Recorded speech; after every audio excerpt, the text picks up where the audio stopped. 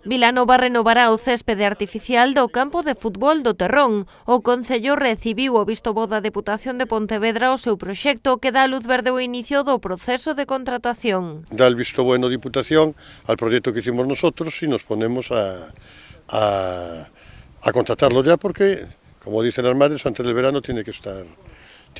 A intención do goberno local é reutilizar este material. De feito, aseguran que xa varios colexios do municipio manifestaron o seu interese. Que non se tira nada.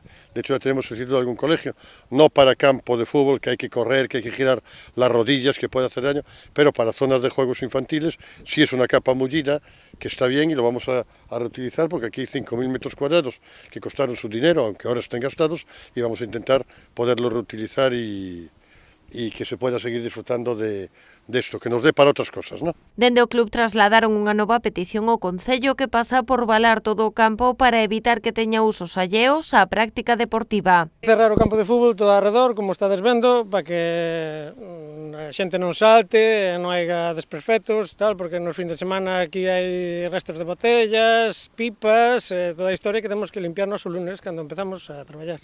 Esta non é a única intervención no campo do Terrón. O goberno local tamén rematou a construción dunha nova instalación que acollerá a cantina e permitirá a retirada da caseta que desempeñaba esta función de xeito temporal.